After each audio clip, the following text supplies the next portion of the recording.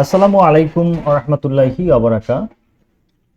রোগীলিপিকরণ সংক্রান্ত Organon of মেডিসিনে doctor Samuel হানিম্যানের নির্দেশনা সংক্রান্ত ভিডিওর ধারাবাহিক ভিডিওতে আপনাদেরকে স্বাগতম। আজকে আলোচনা করব রোগীলিপিকরণে চিকিৎসকের বর্জনীয় কি। প্রথম কথা হলো রোগীকে লক্ষণ বর্ণনায় তাড়াহুড়া না করা, হ্যাঁ বা না বোধক প্রশ্ন না করা। এখন কথা হলো রোগী লক্ষণ বর্ণনা করতে গিয়ে তাড়াহুড়ো করলে অনেক সময় ভুল তথ্য প্রদান করে এবং সঠিক তথ্য প্রদান করে না। যেহেতু হোমিওপ্যাথিতে ওষুধের লক্ষণ এবং রোগীর লক্ষণ মিলিয়ে ওষুধ নির্বাচন করা হয়, সেহেতু লক্ষণ খুবই গুরুত্বপূর্ণ। টোটালিটি অফ সিমটম বা লক্ষণ সমষ্টি যদি বের করতে না পারা যায়, তাহলে সঠিক মেডিসিন নির্বাচন করা সম্ভব হয় না এবং যথাযথ আরোগ্য দেওয়াও সম্ভব হয় না। অপরদিকে হ্যাঁ বা না বোধক প্রশ্ন না করা। হানিম্যান অর্গানন অফ মেডিসিনে বলেছেন যে রোগীকে এমন কোনো প্রশ্ন না করা যে প্রশ্ন করলে রোগী হ্যাঁ বা না এরকম প্রশ্নের উত্তর দিতে পারে কিংবা মাথা ঝুলিয়ে দিতে পারে, এমন প্রশ্ন না করা। সেটা কিরকম?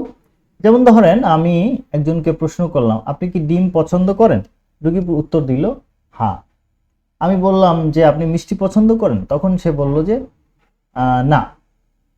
কিন্তু আমি যদি প্রশ্ন করি এভাবে যে ডিম খেতে আপনার কেমন লাগে, তখন সে বলল যে ডাক্তার ডিম খেতে আমার ভালো লাগে, তবে আমি সিদ্ধ ডিম পছন্দ করি, ভাজা ডিম পছন্দ করি, এরকম যে কথাগুলো সেগুলো সে কিন্তু আপনাকে বর্ণনা করবে বা ব্যাখ্যা প্রদান করবে।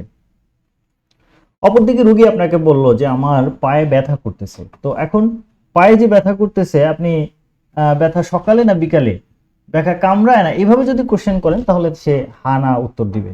কিন্তু যদি বলে আপনার ব্যথার ধরন কেমন, সে বলে যে আমার ব্যথাটা পায়ের নিচ থেকে উপরে উঠে, অর্থাৎ এক্সটেনশন রয়েছে ব্যথার। তো এভাবে করে কিন্তু আমাদেরকে রোগীর কাছে লক্ষণ বর্ণনা করতে হবে।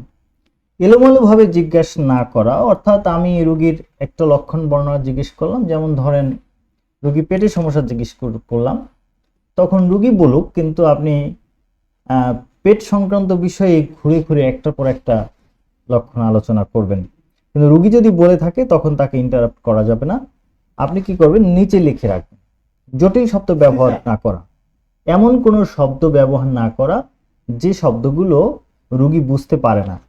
সম্পূর্ণরূপে রোগীর বিবৃতির উপর নির্ভর না করা, অর্থাৎ রোগী অনেক সময় ভুল তথ্য প্রদান করে, অর্থাৎ রোগী তার কষ্টগুলোকে বেশি করে দেখায় যাতে রোগী মনে করে যে চিকিৎসক আমাকে হাই পাওয়ারের উচ্চ শক্তির মেডিসিন দেবে, এরকম চিন্তা ভাবনা তার মধ্যে রয়েছে।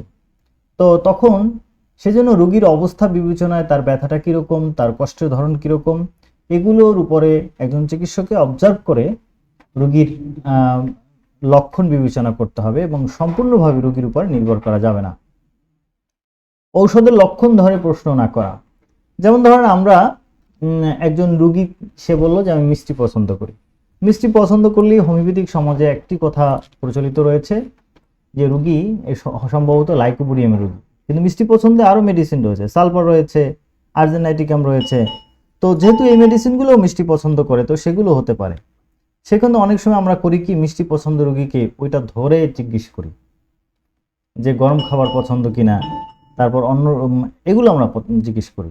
ক্যালকিয়া কার্ভে রোগী যদি ডিম পছন্দ থাকে, তখন আমরা রোগীকে জিজ্ঞেস করি যে আপনার শরীরে ঘাম দেয় কিনা। তো এই যে কন্ডিশন বা এই যে প্রিজুডিস যেটাকে বলে, এগুলো আমাদেরকে বের হয়ে আসতে হবে। বিকল্প প্রশ্ন জিজ্ঞাসা না করা।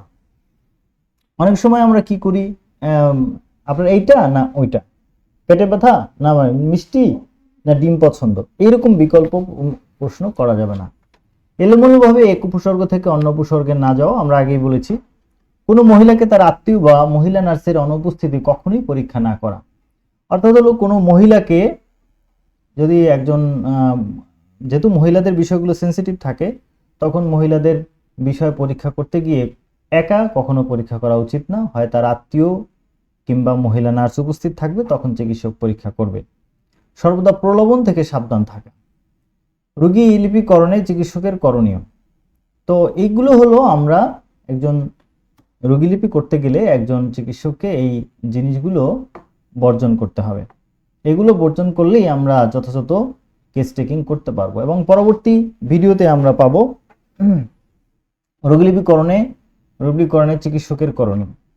আমরা DHMS চিকিৎসকদের জন্য একটি কোর্স সাজিয়েছি। আপনারা যাদের অনলাইন ভিত্তিক কোর্স, সেটা হলো ওয়ান্স বিডি এর আন্ডারে আপনারা যারা করতে পারবেন, আপনারা ভিজিট করতে পারেন bd.com/ এই ওয়েবসাইটে গেলে আপনারা আমাদের কোর্স রয়েছে এবং প্রত্যেক ইয়ারের কোর্স, কেস টেকিং কোর্স এগুলো রয়েছে, সেগুলো আপনারা করতে পারেন। সবাই ভালো থাকবেন, সুস্থ থাকবেন। আসসালামু আলাইকুম ওয়া রাহমাতুল্লাহি।